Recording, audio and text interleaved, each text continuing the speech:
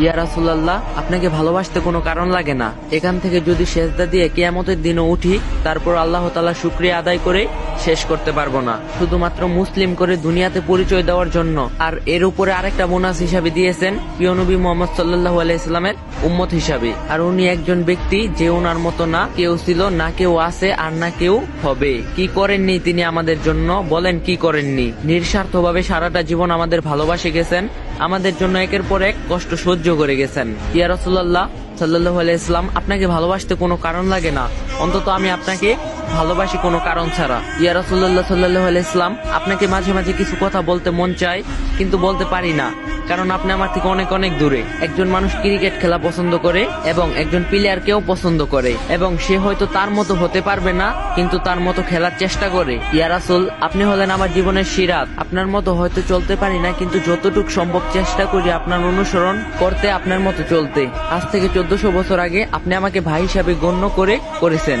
সকল সাহাবীদের সামনে বলেছিলেন, যদি আমি আমার সেই ভাইদের দেখতে পারতাম যারা আমার পরে আমাকে না দেখে বিশ্বাস করবে, আমাকে অনুসরণ করবে। 23টা বছর কষ্ট করেছেন, শরীর দিয়ে রক্ত ঝরিয়েছেন, না খেয়ে পেটে পাথর রেখেছেন, গালি খেয়েছেন, অজস্র যন্ত্রণা সহ্য করতে হয়েছে শুধুমাত্র এই উম্মতদের জন্য।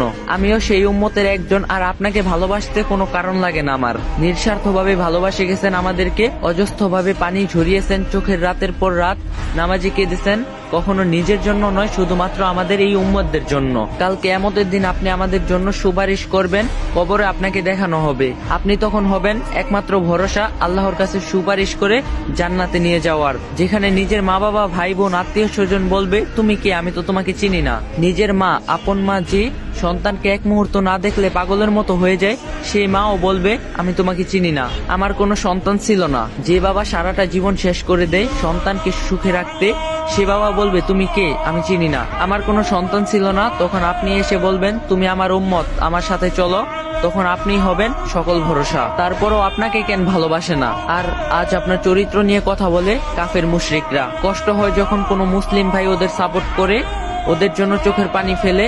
একজন কাফেরের মারা গেলে কিছু মুসলিম ভাইয়েরা যেভাবে কান্না করে, তারা নিজের জন্য কখনো আল্লাহর কাছে ক্ষমা চায়নি, ধিক্কার জানাই এদেরকে। এখনো সময় আছে, ফিরে আসুন সেই নবীজি সাল্লাল্লাহু আলাইহি সাল্লামের পথে, যে পথ মহান আল্লাহ তাআলাকে পাওয়া যায়। আর যে একবার আল্লাহ তাআলার রাসূলকে পেয়ে গেছে, তার জীবন আর কোনো কিছুর প্রয়োজন হয়নি। ফিরে আসুন আল্লাহর পথে। তো যদি ভিডিওটা ভালো লাগে, like comment share and copy link করে দিবেন, কারণ ভিডিওগুলো বানাতে অনেক কষ্ট হয়, অনেক।